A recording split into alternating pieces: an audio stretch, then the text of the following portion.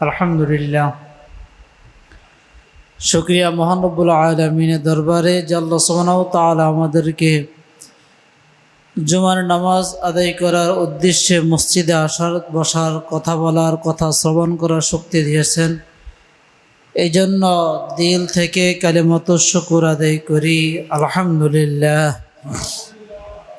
গত জুমায় আমরা নবী করিম সাল্লাল্লাহু আলাইহি ওয়াসাল্লামের মিলাদ সম্পর্কে কিছু আলোচনা শুনেছিলাম। এই জুমাও ইনশাল্লাহ আমরা আল্লাহ রসুল সাল্লাল্লাহু আলাইহি ওয়াসাল্লামের জন্মের আগের কিছু ইতিহাস, জন্মের পরের কিছু কথা ইনশাল্লাহ আমরা শুনব। বলেছিলাম যে একটা মানুষ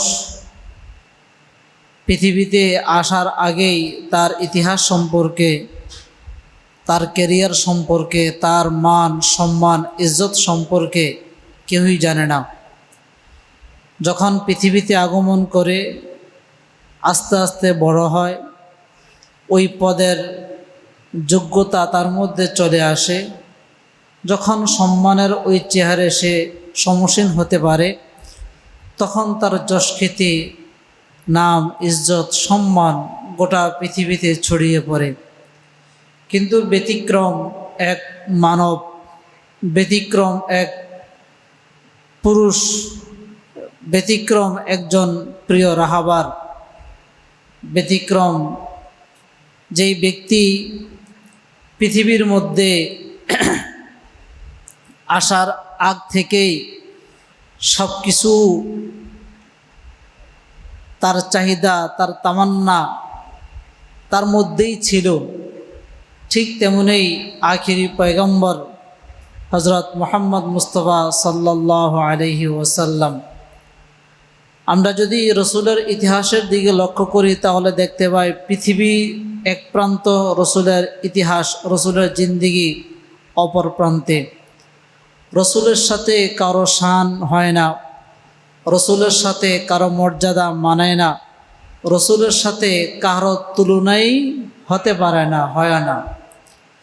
আল্লাহ রসুল সাল্লাল্লাহু আলাইহি ওয়াসাল্লাম পৃথিবীর সর্বশ্রেষ্ঠ মানব। এটা যদি আমরা স্বীকারোক্তি নাও দেই, স্বয়ং আল্লাহ সুবহানাহু ওয়া তাআলা কী করছেন? স্বীকারোক্তি দিয়ে দিয়েছেন যে আমার হাবিব, আমার বন্ধু, আমার মাহবুব হলো পৃথিবীর মধ্যে সবচেয়ে সম্মানিত এবং তিনি আমার কাছে সবচেয়ে প্রিয়। সেজন্য রাসূল সাল্লাল্লাহু আলাইহি ওয়াসাল্লাম এর আগের ইতিহাস যদি আমরা একটু পর্যবেক্ষণ করি তাহলে দেখতে পাই যে আমাদের আশা, রসুলের আশার মধ্যে অনেক পার্থক্য। আমাদের মায়ের ওদরে থাকা, রসুলের মায়ের ওদরে থাকার মধ্যে অনেক পার্থক্য।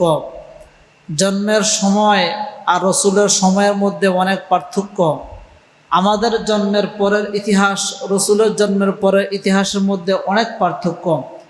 আমরা বাবার পৃষ্ঠ থেকে মায়ের ওদরে প্রবেশ করার পরের ইতিহাস, আল্লাহ রসুল সাল্লাল্লাহু আলাইহি সাল্লাম বাবার পৃষ্ঠ থেকে মায়ের ওদরে প্রবেশ করার ইতিহাসের মধ্যে অনেক পার্থক্য। এমন পার্থক্য যে পার্থক্যগুলো আমাদের শুনলে বিশ্বাসে হতে হয় না, বা বিশ্বাস আমাদের হতে চায় না যে আসলে কি এরকম ঘটনা। হ্যাঁ, তবে যদি রাসূল সাল্লাল্লাহু আলাইহি ওয়াসাল্লাম বিপরীত বলতে আমাদের মতনই হতেন তাহলে এরকম হতো না। আল্লাহ সুবহানাহু ওয়া তাআলা বলেন যে সর্বশ্রেষ্ঠ মানবের ইতিহাস এমনই হওয়া চাই। এজন্য আমি সর্বশ্রেষ্ঠ বলে স্বীকৃতি দিয়েছি, কারণ আমার রসুল, আমার হাবিব, আমার বন্ধু পৃথিবীর সবচেয়ে আমার কাছে প্রিয়। এজন্য তিনাকে আমি শ্রেষ্ঠ বলে ঘোষণা দিয়েছি। আল্লাহ সুবহানাহু ওয়া তাআলা রসুল সম্পর্কে অনেক কথা বলেছেন, রসুলের ইতিহাস সম্পর্কে অনেক কথা বলেছেন। রসুল পৃথিবীতে আসার পরে তিনি কাকে নিয়ে ভাবছেন এই কথাও পর্যন্ত আল্লাহ সুবহানাহু ওয়া তাআলা আমাদেরকে সুস্পষ্ট করে দিয়েছেন। দেখেন, আল্লাহ সুবহানাহু ওয়া তাআলা বলেন যে গত জুমায় বলেছিলাম, যখন নাকি আল্লাহ রসুল সাল্লাল্লাহু আলাইহি সাল্লাম বাবার এই পৃষ্ঠ থেকে যখন নাকি মা আমেনার উদরের মধ্যে প্রবেশ করলেন, তখন তার অবস্থাটা কেমন ছিল বিবাহ পর্যন্ত আমরা আলোচনা শুনেছিলাম। বিবাহের পরে যখন নাকি আল্লাহ রসুল সাল্লাল্লাহু আলাইহি সাল্লাম মা আমেনার উদরের মধ্যে যাওয়ার পরে এই 6 মাস যখন রসুলের এই হায়াতের জিন্দিগি মানে এখনও জন্মগ্রহণ করেন নাই, মায়ের উদরের মধ্যে 6 মাস আছে, ঠিক এমন সময়ে আল্লাহ রসুল সাল্লাল্লাহু আলাইহি সাল্লামের পিতা আব্দুল্লাহ ইন্তেকাল করে। যখন ইন্তেকাল করে তখনই মা আমেনা একটু চিন্তিত হয়ে যায় যে সন্তান আসার আগেই তার ইন্তেকাল হয়ে গেল, এখন এই সন্তানকে আমি কি করব, লালন পালন কে করবে, আমি কোথায় যাব, আমার জীবন কি হবে। সাধারণত মানুষ যদি এই পেটে সন্তান থাকা অবস্থা যদি স্বামী চলে যায়, স্বামী হারিয়ে ফেলে, অথবা স্বামী থেকে সে যদি বিচ্ছিন্ন হয়ে যায়, তাহলে ওই মহিলাটা খুব টেনশন করে যে এখন আমি কি করব। যদি সন্তান না থাকতো, তার স্বামী চলে গেলে সে অন্য জায়গায় বিবাহ বইত, অথবা পরিশ্রম করে সে খাইতো, থাকতো, চলতো। কিন্তু অবস্থা তো এমন হয়ে গেছে, ওদের মধ্যে সন্তান, এখন না পারবে পরিশ্রম করতে, না পারবে অন্য কোথাও বিবাহ বন্ধনে আবদ্ধ হতে, না পারবে সে কিছু করতে, তার স্বাধীনতা নাই। এজন্য মহিলারা অনেক সময় কি করে, টেনশনে পড়ে যায়। ঠিক তারই ধারাবাহিকতায় এই মা আমেনা সে টেনশন করতেছিল। কি টেনশন? যে আব্দুল্লাহ চলে গেল, আমার ওদের সন্তান, এ সন্তানকে নিয়ে আমি এখন কোথায় যাব, কি করব, বাকি জিন্দিগি আমার কেমন কাটবে, এই বিষয় নিয়ে সে খুব টেনশন করতেছিল। আল্লাহ সুবহানাহু ওয়া তাআলা মা আমানাকে বলতেছে, বেটি তুমি যতই টেনশন করো না কেন, টেনশনের কোনো কারণ নাই। আমি যখন আমার হাবিবকে তোমার ওদরের মধ্যে দিয়েছি, তাহলে তুমি মনে রাখো যে তোমার চাইতে সৌভাগ্যশীল বান্দি এই পৃথিবীর বুকে আর কেহই নাই। কারণ তুমি এমন বান্দি যে তোমার ওদরের মধ্যে আমার হাবিব, আমার বন্ধু, আমার ভালোবাসার পাত্র, আমার প্রিয় তোমার ওদরের মধ্যে আছে। তার মানে তুমি সবচাইতে দামি, তুমি সম্মানী, তোমার চাইতে সম্মানী আর কেউ হতে পারে না। তুমি কোনো টেনশন করার কিছুই নাই, যে আমি তোমাকে যেভাবে হোক, আমি আল্লাহ সুবহানাহু ওয়া তাআলা আমি তোমাকে এই সব সমস্যা থেকে এক এক করে সমাধান করব। আল্লাহ সুবহানাহু ওয়া তাআলা মা আমেনাকে সান্ত্বনা দিলেন। ধারাবাহিকভাবে যদি আমরা ইতিহাস দেখি, তাহলে দেখতে পাই যে আল্লাহ সুবহানাহু ওয়া তাআলা নিজ কুদরতি হস্তে আল্লাহ রসুল সাল্লাল্লাহু আলাইহি সাল্লামকে হেফাজত করলেন এবং পৃথিবীতে আগমন করাইলেন। যেমন যখন নাকি আমাদের হাবিব আস্তে আস্তে বড় হতে লাগলো, যতই বড় হয় ততই তার সাথে ঘটনা ঘটে। যেমন তৎকালীন সময়ে একটা নিয়ম ছিল, যদি স্বামী মৃত্যুবরণ করে তাহলে স্ত্রী ঘরে থাকতে হবে, ঘর থেকে বাইর হইতে পারবে না, বিভিন্ন জায়গায় যাওয়া যাবে না, এই সাজসজ্জা করা যাবে না, নতুন পোশাক পরিধান করা যাবে না, পুরুষের সামনে প্রদর্শন করা যাবে না। এটা ইসলামের একটা বিধানও বটে, সোজাই একটা বিধান, যে স্বামী মৃত্যুবরণ করলে প্রায় 40 দিনের মতন থাকতে হয় স্বামীর কুরের ঘরে, তারপরে সে তার ইচ্ছা যেখানে ইচ্ছা সেখানে যাবে। তো এরকমভাবে তৎকালীন সময় এগুলোকে খুব ভালোভাবে কঠিনভাবে পালন করত।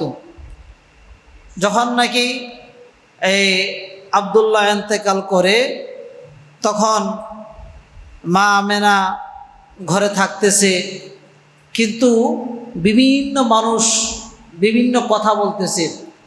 কিছু মানুষ এসে বলতেছে যে তোমার পুত্রবধূকে বলেছিলাম এই নিয়মে থাকতে, সে তো থাকতেছে না। বলে কি সমস্যা? বলল যে তোমার পুত্রবধূ এখনো পর্যন্ত সে সুঘ্রাণ মাখে, সুগন্ধি মাখে, এগুলো মেখে এখনো পর্যন্ত সে চলাফেরা করে। এটা তো মক্কার কুরাইশ বংশের সাথে একটা এই বেমানান এবং আমাদের ধর্মের মধ্যে অথবা কুরাইশ বংশের মধ্যে ধিক্কারজনক কথাবার্তা। এগুলো কেন তোমার পুত্রবধূ এখনো মাখে? তুমি একটু কথাবার্তা বলে দেখবে যে কোথায় সে এই সেন্ট পায়, আতর পায়, কোথায় থেকে এরকম সুগন্ধি ব্যবহার করে। এগুলো যেন সে না করে, এরকম বারবার মানুষ আম্মাজান এই মা আমেনার ব্যাপারে রাসূল সাল্লাল্লাহু আলাইহি সাল্লামের দাদার নিকটে এ কথাগুলো বলল। আব্দুল মুত্তালিব তার স্ত্রীকে বলল যে শোনো, তুমি তোমার পুত্রবধূকে বলবা যে এগুলো যেন ব্যবহার না করে, কারণ আমি সমাজের মাতাব্বর, কুরাইশ বংশের নেতা, আমি মক্কার মুতল্লি, আমি সর্দার, আমাকে মানুষ বিভিন্ন কথা বলে, এজন্য আমি কথা শুনতে পারবো না। তোমার পুত্রবধূকে বলবা সেজন্য এরকম সুগন্ধি ব্যবহার না করে। এখন রাসূল সাল্লাল্লাহু আলাইহি সাল্লামের দাদি সেও বলতেছে যে আসলে আমি তো দেখি অনেক সুগন্ধি, তার ঘরের মধ্যে অনেক সুগন্ধ, তার ঘরেতে সে যেদিকে যায় এদিকেই সুঘ্রাণ মোমো করে, ওয়াশরুমে গেলে ওয়াশরুম পর্যন্ত সুঘ্রাণে ভরে যায়। এগুলো তো আমিও দেখি, বিষয় তো বুঝতেছি না।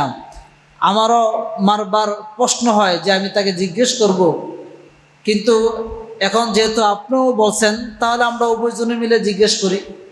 বলে হ্যাঁ ঠিক আছে। তখনই আব্দুল মুত্তালিব পুত্রবধূকে ডাকলেন। ডাকার পরে বলতেছে যে আমি বিভিন্ন জায়গায় যাই, শামে যাই, সিরিয়ায় যাই, জর্ডানে যাই, বিভিন্ন জায়গায় আমি ব্যবসার উদ্দেশ্যে যাই। আমি যেহেতু নেতা সর্দার, বিভিন্ন জায়গায় যাই, বিভিন্ন জায়গায় গেলে আমাকে মানুষ ফ্রিতে হোটেল দেয়, আমি এখানে থাকি আবার চলে আসি, এত সম্মান করে আমাকে মানুষ অনেক সম্মান করে, বিভিন্ন সুগন্ধি দেয়, আতরের কৌটা আমাকে দেয়, আমি এগুলো ব্যবহার করি। কিন্তু তুমি আমার সামনে আসার পরে যে ঘ্রাণ আসতেছে, এরকম ঘ্রাণ আমি কখনো কোথাও পাই না। তুমি এই সুগন্ধি কোথায় থেকে আনো এবং তুমি কেন এই সুগন্ধি ব্যবহার করো? তুমি জানো না যে স্বামী মৃত্যুবরণ করলে কোনো কিছু ব্যবহার করা নিষেধ? এটা কুরাইশ বংশের সাথে হয় না। তুমি কি এই বিষয়টা জানো না? তুমি কোথায় এই সুগন্ধি পাও? তুমি এগুলো ব্যবহার করা ছেড়ে দাও। মা আমেনা সাথে সাথে থুতু নিক্ষেপ করলো। যখন থুতু নিক্ষেপ করলো তখন দেখতেছে ঘ্রাণ আরো ছড়াইতেছে। ইতিহাসগণ লেখে যে থুতুর থেকে ঘ্রাণ আরো ছড়াইতেছে। তখন মা আমেনা বলল যে আমার থেকে এই কোনো ইতিহাস না, এই ঘ্রাণ আমার থেকে না। যেদিন থেকে আপনার এই নাতি আমার এই উদরের মধ্যে আসছে, যেদিন থেকে আমি প্রসব হয়েছি, ওই দিন থেকে আমার এই পেট থেকে, আমার লালা থেকে, আমার থুতু থেকে, আমার শরীরের বিভিন্ন জায়গা থেকে এই ঘ্রাণগুলো প্রকাশিত হয়। সুবহানাল্লাহ। তার মানে রসুল আসার আগ থেকেই রসুলের ডঙ্কা আল্লাহ তাআলা বাজাইতেছেন। এইভাবে তো গত জুমে বলেছিলাম সমস্ত নবীর মাধ্যমে বাজাইছেন, আনেওয়ালা যত মানুষ তাদের মাধ্যমে বাজাইলেন, যত কিতাব আল্লাহ পাঠিয়েছেন ওগুলোর মাধ্যমে বাজাইলেন, সব জায়গায় ইতিহাস করলেন। শেষ পর্যন্ত জন্মের সময় আল্লাহ সুবহানাহু ওয়া তাআলা রসুল আসার আগেই রসুলের বিভিন্ন ইতিহাসগুলো আল্লাহ সুবহানাহু ওয়া তাআলা মানুষদেরকে জানাইতেছেন যে দেখো আমার হাবিব কিন্তু আসতেছে, তোমরা জানো। তোমরা বিশ্বাস না করলে দেখো তার মায়ের দিকে, বিশ্বাস না করলে দেখো তার গ্রামের দিকে, বিশ্বাস না করলে দেখো তার ঘরের দিকে, বিশ্বাস না করলে দেখো তোমরা খানায় কাবার দিকে। যত তোমরা দেখতেছ সব কিছু আমার হাবিব আসার আলামত। তো যেটা বলতেছিলাম, রসুল সাল্লাল্লাহু আলাইহি সাল্লাম তার মায়ের উদরে থাকা অবস্থায় গোটা মক্কার মধ্যে মা আমেনা যেদিকেই যেত ওদিকেই সুঘ্রাণ বয়ে আসতো, যেদিকেই যেত। তখন আব্দুল্লাহ বিভিন্ন মানুষকে বলতো যে আসলে আমার পুত্রবধূ ওরকম না, আমার পুত্রবধূ আতর সেন্ট কোনো কিছুই ব্যবহার করে না। তার ভিতর থেকে এই গ্রাণ আসতেছে, কিভাবে আসতেছে, কে দিতেছে, কোথা থেকে আসতেছে, এটা আমরা কেউ জানি না। তখন সমাজের মানুষ তারা যখন কথোপকথন করে, তখন বিভিন্ন মহিলারা বলে, হ্যাঁ আমরা তো মা আমেনার সাথে থাকি, থাকা অবস্থায় দেখি যখন নাকি মা আমেনা থুতু ফালায় ওইখান থেকে সুগন্ধি ছড়ায়, সে যেদিকে থুতু ফালায়, যেদিকে যায় ওই দিক থেকে কি করে সুগন্ধি ছড়ায়। আসলে কাকে আনার জন্য এই অলৌকিক ঘটনা? একমাত্র রসুল সাল্লাল্লাহু আলাইহি সাল্লামকে আনার জন্য আল্লাহ সুবহানাহু ওয়া তাআলা এই ঘটনাগুলো ঘটাইতেছেন। আল্লাহ সুবহানাহু ওয়া তাআলা আরও ইতিহাসের মধ্যে বর্ণনা করে দিয়েছেন যে আল্লাহ রসুল সাল্লাল্লাহু আলাইহি সাল্লামের মা যখন নাকি পানি আনার জন্য যাইতেছে, পানি, তৎকালীন সময় নিয়ম ছিল কি কূপ থেকে পানি উত্তোলন করা।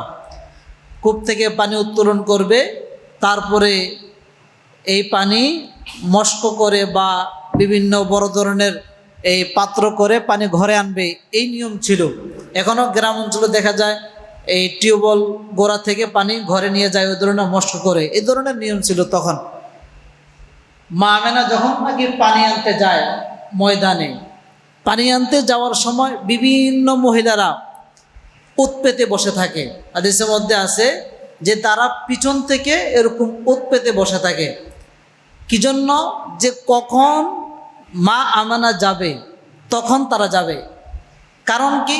কারণ হলো যে যখন নাকি মা আমেনা কূপের পাশে দাঁড়ায়, কূপের পাশে দাঁড়ানোর সাথে সাথে কূপের পানিগুলো উতলিয়ে উঠে আস্তে করে কূপের মুখোমুখি চলে আসে। সুবহানাল্লাহ। কূপের পানিগুলো আস্তে করে কূপের মুখোমুখি চলে আসে। মুখোমুখি আসার পর এখান থেকে মা আমেনা পানি নেয়। পানি নেওয়ার পরও সে যখন নাকি কূপ ত্যাগ করে, কূপ থেকে চলে যায়, অটোমেটিক এই পানিগুলো আবার কূপের তলদেশে চলে যায়। এজন্য তৎকালীন সময় মহিলারা রশি দিয়ে পানি উঠাইতে অনেক কষ্ট হইতো। তো তারা চিন্তা করলো আমরা যদি আমেনার সাথে যাই, আমেনার সাথে গেলে পানি উপরে থাকবে, আমরা আস্তে করে পানি নিয়ে নেব। ওইখানে মহিলারা যাইতো, যাওয়ার পরে আমেনাকে দাঁড় করে রাখতো, বলতো যে তুমি দাঁড়িয়ে থাকো, প্রয়োজনে আমরা তোমার তোমার এই বান্ড আমরা তোমার বাড়িতে পৌঁছে দেব, প্রয়োজনে তোমার ধরতে হবে না, তুমি দাঁড়িয়ে থাকো, আমরা আগে পানি নেই, তারপরে তুমি তোমার পানি নিও। মা আমেনা বলেন যে আমি দাঁড়িয়ে থাকতাম, সব মহিলারা পানি নিত। পানি নেওয়ার পর সর্বশেষ যখন আমি পানি নিয়ে কূপ ত্যাগ করতাম, তখনই পানি অটোমেটিক চলে যাইত। মা আমেনা আরও বলেন যে যখন আমি কূপ ত্যাগ করে আবার কূপের কাছে যাইতাম, দেখতাম পানি আবার নিচ থেকে উপরে উঠতেছে। একমাত্র কার মর্যাদা? আল্লাহ রসুল সাল্লাল্লাহু আলাইহি সাল্লামের মর্যাদা। যে এরকম ইতিহাস পৃথিবীতে আর নাই। রসুলের এই আয়োজনে বা রসুল আসার আগ থেকে যে ইতিহাসগুলো, এগুলো কারো ক্ষেত্রে এই ধরনের ঘটনা আর নাই, ইতিহাসের মধ্যেই নাই। যে পানি অটোমেটিক উপরে চলে আসা, আবার নিচে চলে যাওয়া। এখনও তো মক্কার মধ্যে আপনি খালি পায়ে হাঁটতে পারবেন না, বালু যে পরিমাণ গরম থাকে, এখনও মানুষ খালি পায়ে হাঁটতে পারে না, ফসকা পড়ে যায় পায়ের মধ্যে। বিভিন্ন জায়গায় আর রাস্তার মধ্যে দেখা যায় এই এরকম ছোট্ট রুম করে এসি লাগাই দিছে এখানে রেস্ট দেওয়ার জন্য। মক্কায় এখনও, তৎকালীন সময় তো আর এগুলোর ব্যবহার ছিল না, কিন্তু বালু উত্তপ্ত থাকতো, গরম থাকতো, রোদ থাকতো। আল্লাহ রসুল সাল্লাল্লাহু আলাইহি সাল্লামের মুজিজা যে যখন নাকি মা আমেনা আস্তে আস্তে হাঁটতো, হাঁটার পরে রিল মানে বালি যেখানে পা দিত, ওইখানে ওই পিছনের মহিলারা ওই জায়গায় পা রাখতো। মা আমেনাকে বলতো যে তুমি সামনে যাও, পিছনের মহিলারা তার পিছু পিছে সবাই হাঁটতো। যেখানে পা রাখতো ওই মহিলারা ওইখানেই পা রাখতো, তার পদাঙ্কন অনুকরণ করত। কারণ হলো যে বালুগুলো অনেক গরম ছিল, তাদের হাঁটতে কষ্ট হইতো। মা আমেনা যেখানে পা রাখতো সাথে সাথেই ওই বালুটা ঠান্ডা হয়ে যেত। সুবহানাল্লাহ। সাথে সাথেই ওই বালুগুলো ঠান্ডা হয়ে যেত। এই জন্য ওই পরবর্তী মহিলারা যারা তার পিছনে যেত, সবাই ওইখানে পা রাখতো। রাসূল সাল্লাল্লাহু আলাইহি সাল্লাম মায়ের উদরে থাকা অবস্থায় এই ইতিহাসগুলো আল্লাহ সুবহানাহু ওয়া তাআলা মানুষদেরকে জানান দিয়েছেন যে দেখো আমার বন্ধু আসবে, আসার আগ থেকেই এই ধরনের আয়োজন আমি আল্লাহ সুবহানাহু ওয়া তাআলা করে রাখছি। একবার মা আমেনা খুব টেনশন করতেছে, খুব টেনশন লাগতেছে। আল্লাহ সুবহানাহু ওয়া তাআলা বিভিন্ন নবীকে ডাকছেন। ইতিহাসের মধ্যে পাওয়া যায় 12 জন নবীকে ডাকছেন। 12 জন নবীকে ডাকছেন। ডাকার পরে বলতেছে যে তোমরা কি জানো যে কিছুদিন পরে আমার হাবিব পৃথিবীতে আগমন করবে।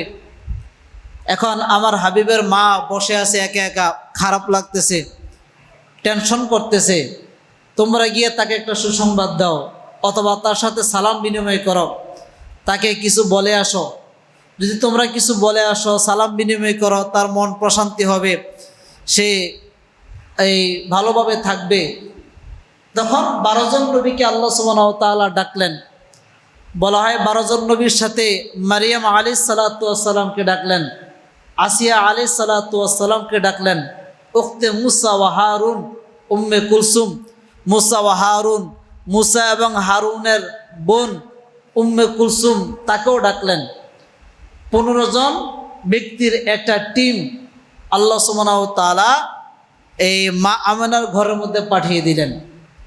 তারা সকলে গিয়ে রাসূল সাল্লাল্লাহু আলাইহি সাল্লাম জন্মগ্রহণ করার আগেই ঘরে গিয়ে সালাম দিলেন যে আমরা এই নবী, আমি এই নবী, আমি এই নবী, আমার নাম মারিয়াম, আমার নাম এই, বিভিন্ন পরিচয় তারা দিলেন। পরিচয় পেয়ে মা আমেনা শান্ত হইলেন। আল্লাহ সুবহানাহু ওয়া তাআলা বলেন, ধাপে ধাপে আমি আমার বন্ধুর সাথে এই আচরণ করলাম। আমার বন্ধু যখন নাকি তার মায়ের উদরের মধ্যে ছিল, তখন তার মায়ের কোনো কষ্ট হয় নাই। অন্য অন্য মাজাত ডানে কর দেবে, বামে কর দিবে, এদিকে গেলে অশান্তি, ওদিকে গেলে অশান্তি। যখন বাচ্চা আস্তে আস্তে বড় হয়, বাচ্চা তার মাকে আঘাত করে, আঘাতে সে আস্তে করে শুয়ে যায়। খাবার খেতে বসে, বাচ্চা আঘাত করে, খাবার খেতে পারে না, খাবার প্লেটে ছেড়ে দিয়ে আস্তে করে শুয়ে যায়।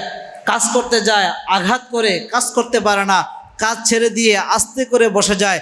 গোসল করতে যায়, আঘাত করে, গোসল করতে পারে না, গোসল শেষ না করে আস্তে করে বসে যায়। বিভিন্ন জায়গায় যখন নাকি মায়েরা যায়, মায়েরা যাওয়ার পরে যখন নাকি সন্তান পেটের ভিতর থেকে বিভিন্নভাবে বিভিন্ন সময় আঘাত করে, তখন ওই কাজকর্ম ছেড়ে দিয়ে ওইখানে বসে যায়। মা আমেনা বলে, আমার হাবিব যখন নাকি আমার উদরের মধ্যে ছিল, যেদিন থেকে আসছে ওই দিনের পর থেকে জন্মগ্রহণ করা পর্যন্ত সামান্য সময়ের জন্য আমার কষ্ট হয় নাই। সামান্য সময়ের জন্য কি হয় নাই? কষ্ট হয় নাই। ওমা আরসালনাকা ইল্লা রাহমাতাল লিল আলামিন। আল্লাহ তাআলা বলেন যে আমার হাবিবকে, আমার বন্ধুকে আমি রহমত স্বরূপ পৃথিবীর মধ্যে প্রেরণ করেছি। এখন যদি তার কারণে তার মা কষ্ট পায়, এটা কি রহমত? রহমত না তো। এজন্য পৃথিবীর নিজাম এক, আমার হাবিব আসবে, এজন্য নিজামকে আমি পরিবর্তন করছি।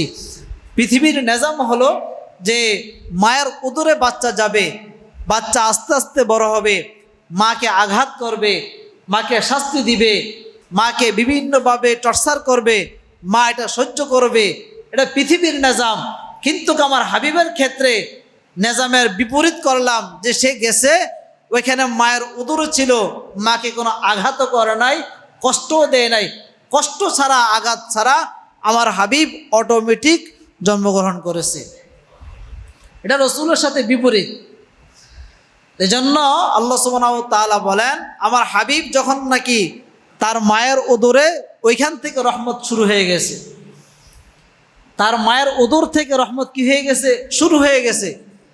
তার মা ডানে যায়, আমি পাহারা দেই। তার মা বামে যায়, আমি পাহারা দেই। তার মা রাস্তা দিয়ে চলে, আমি পাহারা দেই। তার মা বালু দিয়ে চলে, বালুকে ঠান্ডা করে দেই। তার মা কূপে যায়, কূপের পানি আমি উত্তোলন করি। তার মা মরুভূমি দিয়ে যায়।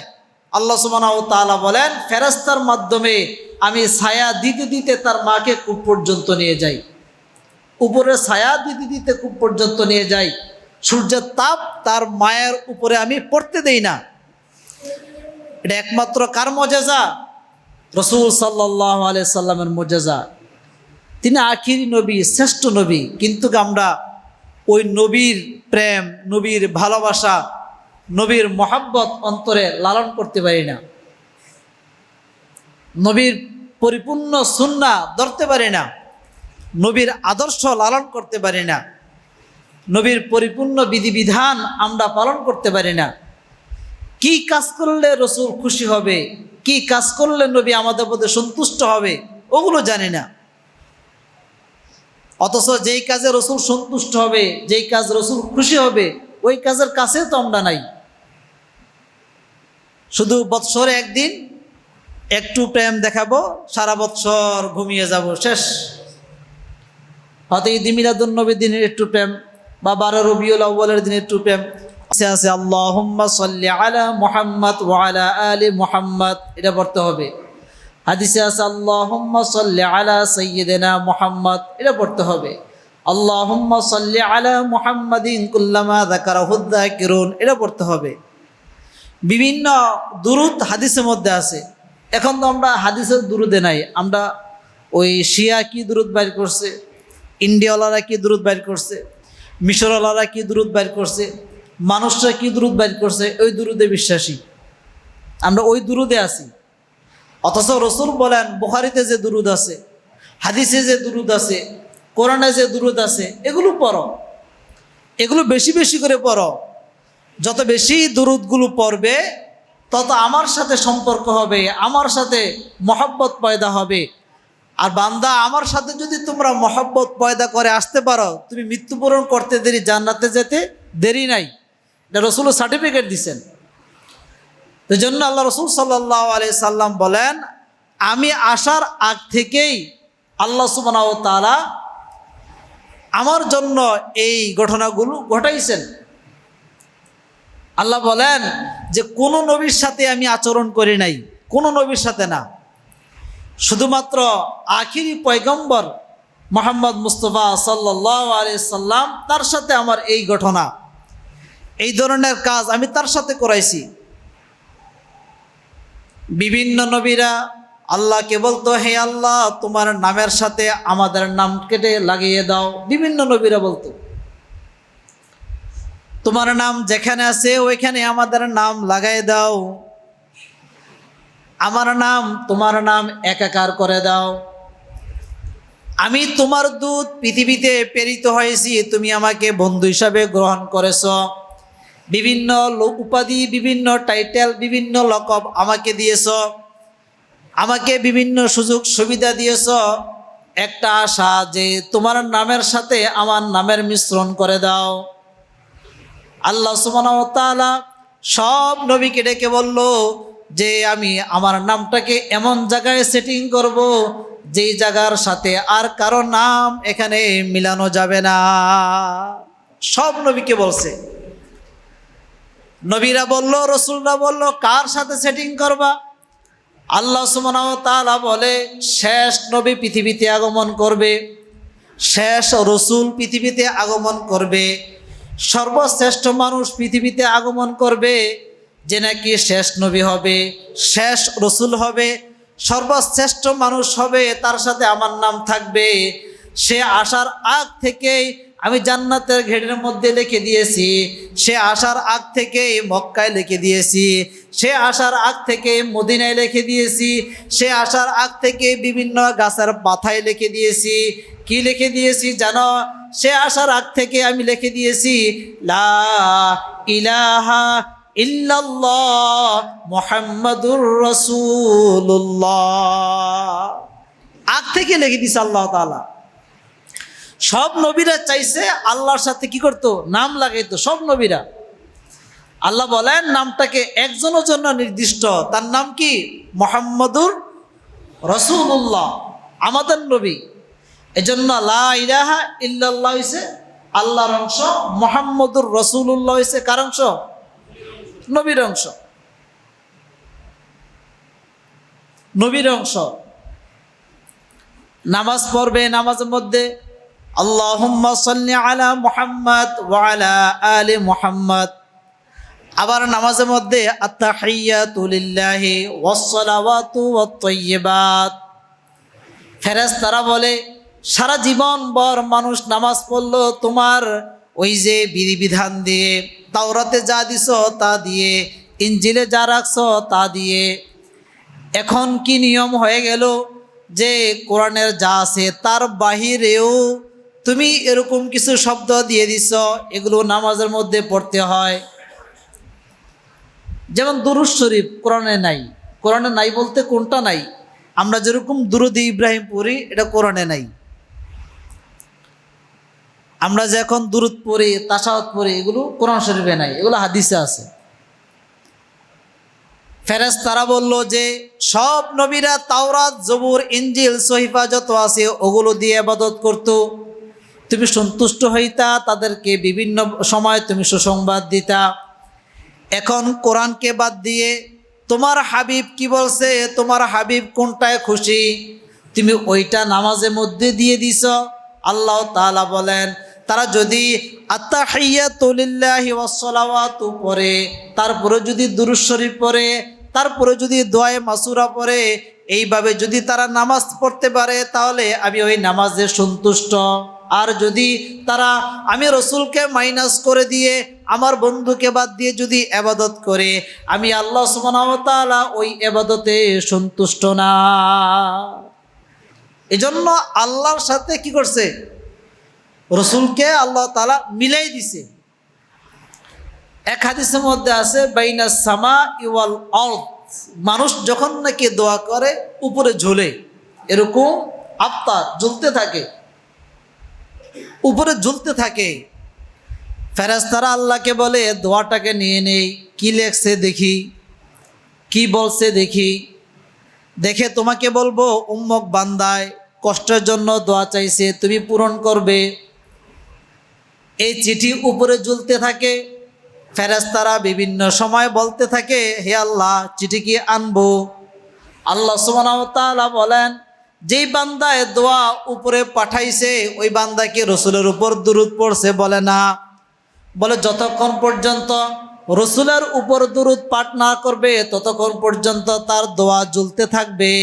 যখনই রসুলের উপর দুরূদ পাঠ করবে সাথে সাথে ওই দোয়াকে নিয়ে তুমি আমার হাতে দিবে। মর্যাদা রসুলের। আল্লাহ সুবহানাহু ওয়া তাআলা বলেন রসুল আসার আগ থেকে এগুলো শুরু হয়ে গেছে। রসুল আসার আগ থেকে কি হয়ে গেছে? শুরু হয়ে গেছে আমাদের রসুলের মর্যাদা। আল্লাহর হাবিব সাল্লাল্লাহু আলাইহি সাল্লাম মায়ের উদরের মধ্যে জন্মগ্রহণ করবে। রাত আল্লাহকে বলে হে আল্লাহ আমার মধ্যে 12 ঘন্টা টাইম আছে, তুমি এখন ওই সময় জন্মগ্রহণ করাইও। তার মানে 12 ঘন্টার মধ্যে যে কোনো সময় তোমার হাবিবকে তুমি জন্মগ্রহণ করাইও। দিন বলতেছে ইয়াউম, দিন বলতেছে হে আল্লাহ তোমার হাবিবকে দিনের বেলায় যেন ভূমিষ্ঠ হয় এই ব্যবস্থা তুমি করিও। রাত আল্লাহর কাছে দরখাস্ত করে, দিনও আল্লাহর কাছে দরখাস্ত করে। আল্লাহ সুবহানাহু ওয়া তাআলা সব ফেরেশতাদেরকে নিয়ে বসছে, হে ফেরেশতা আমি পৃথিবীর সৃষ্টি করার পর থেকে এই পর্যন্ত, তোমাদেরকে সৃষ্টি করার পর থেকে এই পর্যন্ত তোমাদেরকে আমি কোনো ছুটি দেই নাই। এই পরিমাণ আনন্দের অবস্থা তোমরা কখনো দেখো নাই। আমি আল্লাহ সুবহানাহু ওয়া তাআলা তোমাদেরকে আগামীকাল ছুটি দিয়ে দেব। স্নানে 2 দিন ছুটি তোমরা পাবে। 2 দিন তোমাদের যা মন চায় তা করো, কোনো সমস্যা নাই। 2 দিন লৌহ কলব চাঁদ সিতারা জমিনে আকাশে যেখানে তোমাদের যা মন চায় তোমরা যাও, কোনো সমস্যা নাই। তার মানে পৃথিবীর ইতিহাসের মধ্যে আল্লাহ সুবহানাহু ওয়া তাআলা ফেরেশতাদেরকে 2 দিন ছুটি দিয়েছেন। ফেরেশতাদেরকে নিয়ে পরামর্শ করলেন যে আমার হাবিব আগামীকাল পৃথিবীর মধ্যে আসবে। দিন চাইছে দিনের বেলা যখন আমি পাঠাই, রাত চাইছে রাতের বেলা যখন পাঠাই। ফেরেশতারা কোনো সিদ্ধান্ত দিতে পারে নাই। আল্লাহ সুবহানাহু ওয়া তাআলা বলেন, আমি এমন একটা সময়ে পাঠাবো যে সময় না হবে দিন না হবে রাত।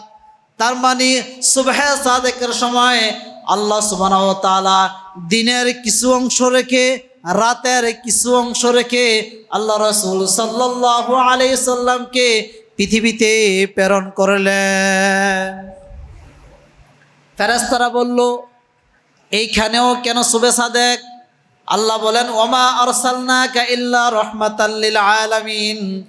আমার বন্ধু যাবে, বন্ধু যাওয়ার পরে বন্ধুর কিতাবের মধ্যে আমি এই আয়াতটা লিখে দেব। এই আয়াতের অর্থ হলো যে সে পৃথিবীর মধ্যে বরকত স্বরূপ রহমত স্বরূপ ভূমিষ্ঠ হয়েছে, এজন্য তার আগমনে দিনও যেহেতু আনন্দিত হয়, রাতেও যেহেতু আনন্দিত হয়, এজন্য আমি ওই সময় পাঠাইছি। তার মানে দিনের জন্য আমার রসুল রহমত, রাতের জন্য আমার রসুল রহমত, এজন্য আমি সুবহে সাদেকের সময় আমার বন্ধুকে পৃথিবীর মধ্যে প্রেরণ করছি। আল্লাহ সুবহানাহু ওয়া তাআলা প্রত্যেকটা রসুলের জন্মের ইতিহাস রহমত স্বরূপ প্রেরণ করছে এবং আসার আগ থেকেই এগুলো ঘন্টা বাজায় দিছে যে আমার হাবিব আসবে, তোমরা সচেতন হও, আমার হাবিব আসবে, সচেতন হও। মা আমেনা বলে, যখন নাকি আগমন করলো, আগমন করার পরে আশ্চর্য অবস্থা দেখলাম যে নাকি দাইমা ছিল, সে বলো হাজারো মহিলা মক্কার আমি এরকম প্রসব করাইছি, কিন্তু এরকম ইতিহাস দেখি নাই। বলে ইতিহাস কি? আল্লাহ রসুল সাল্লাল্লাহু আলাইহি সাল্লাম জন্মগ্রহণ করলো, পৃথিবীর সমস্ত মানুষের জন্ম একভাবে হয়, রসুলের জন্মের ইতিহাস ভিন্নভাবে হয়েছে। আল্লাহ রসুল সাল্লাল্লাহু আলাইহি সাল্লাম যখন নাকি জন্মগ্রহণ করেছে, জন্মগ্রহণ করার পর দেখতেছে মায়ের নারের সাথে রসুলের নার অটোমেটিক আল্লাহ কেটে রাখছে আগ থেকে। পৃথিবীর ইতিহাসে মানুষগুলো কি পাওয়া যায়, যখন নাকি ভূমিষ্ঠ হয়, জন্মগ্রহণ করা হয়, তখন দেখা যায় মায়ের নারের সাথে সন্তানের নার থাকে, সিজারে করলে কেসি দিয়ে কেটে ফেলে, অথবা যদি এভাবে করে পরবর্তীতে তারা কেটে ফেলে, এই নাভি আস্তে আস্তে আস্তে আস্তে বিভিন্ন মহিলারা শুকায়।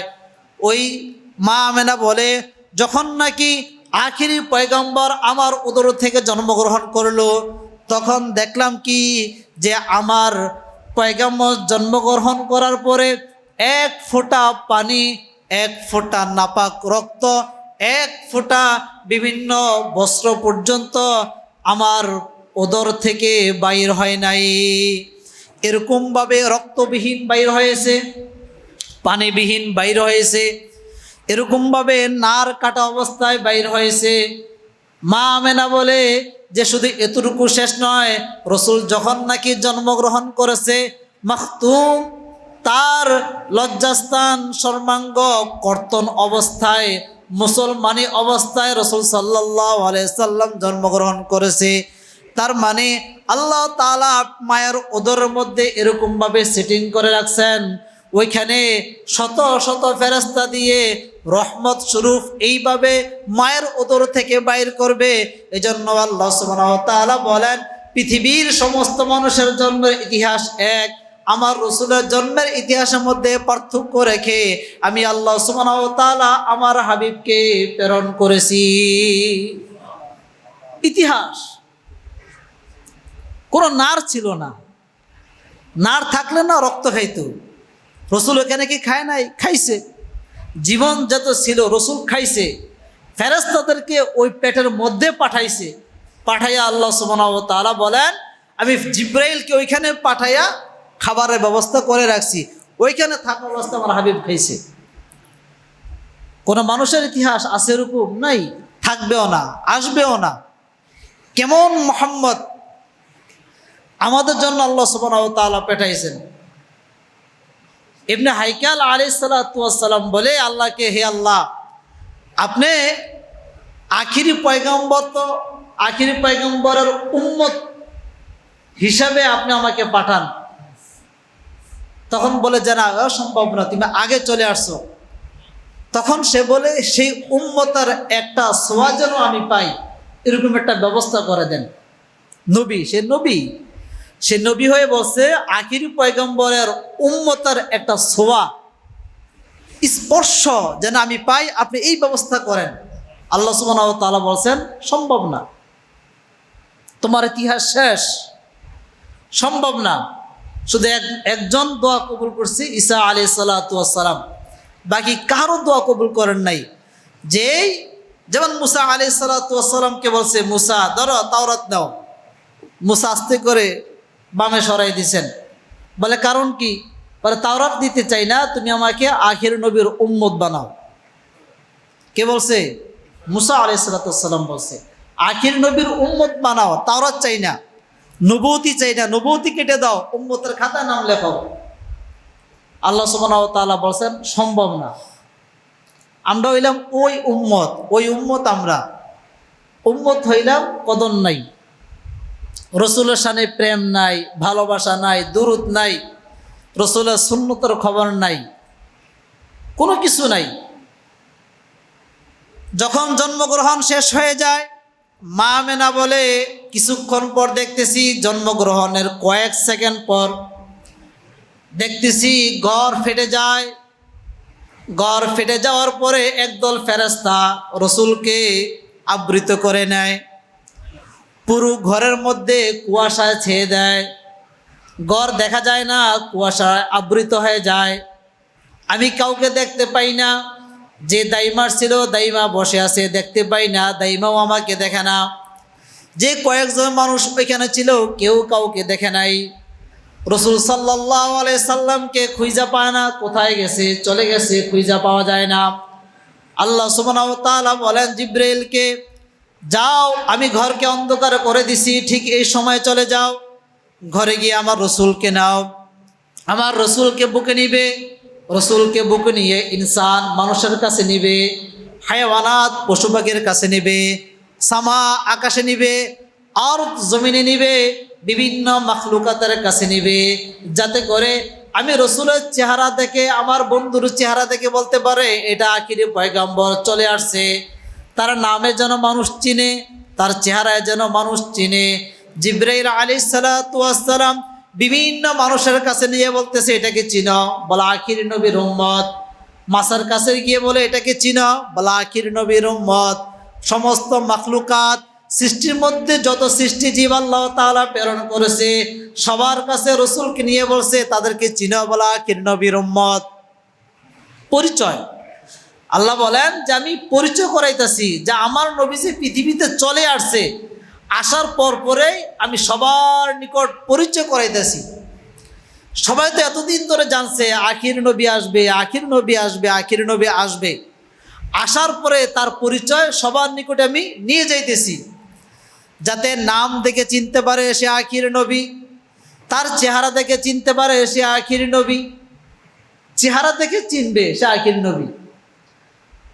অথচ দেখা যায় আমরা যদি মনে করেন এখান থেকে কেউ সৌদি আরব যায়, কেউ চিনবে? কেউ চিনবে না।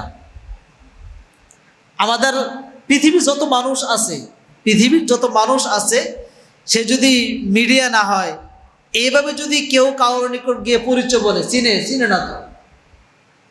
যেমন কোনো ঘটনা ঘটলে ওই জায়গায় কে এসে বলো উম্মুক স্যারকে তো আমি চিনি না।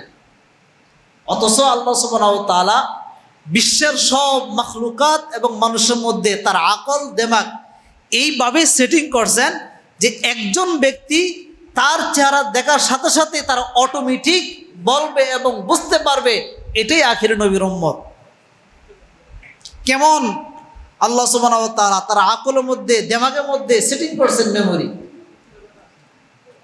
সব সাহাবাই কেরাম, জিবরাইল আমিন আলাইহিস সালাতু ওয়াস সালাম সকলে মিলে দেখতেছে যে সবার নিকটে নিয়ে যায়, বলছে যে এটা হলো আখির নবীর উম্মত। আখির নবীর উম্মতের পরিচয় করে আল্লাহ সুবহানাহু ওয়া তাআলা আবার মা আমেনার ঘরের মধ্যে পাঠিয়ে দেয়। তখন আম্মা জান মা আমেনা বলে যে কিভাবে কি হয়ে গেল, মুহূর্তের মধ্যে আমার সন্তান চলে গেল, আবার চলে আসলো। তখন দাইমা যখন নাকি প্রশ্ন করে তখন বলল যে এরকম ঘটনা যখন নাকি মুহাম্মদ আমার পেটের মধ্যে আসছে, পেটের মধ্যে আসার পর থেকে এরকম হাজারো ঘটনা আমার সাথে ঘটে গেছে, যা আমি কোনো মানুষের নিকট এগুলো আজও বর্ণনা করি নাই। এজন্য রাসূল সাল্লাল্লাহু আলাইহি সাল্লাম বলে, কোনো মানুষ যদি আমার সাথে সম্পর্ক করতে চায়, ভালোবাসা রাখতে চায়, অটুট রাখতে চায়, সেজন্য আমার সুন্নাহের উপর আমল করে। এজন্য আমরা রাসূল সাল্লাল্লাহু আলাইহি সাল্লামের মিলাদ সম্পর্কে আলোচনা বেশি বেশি শুনবো।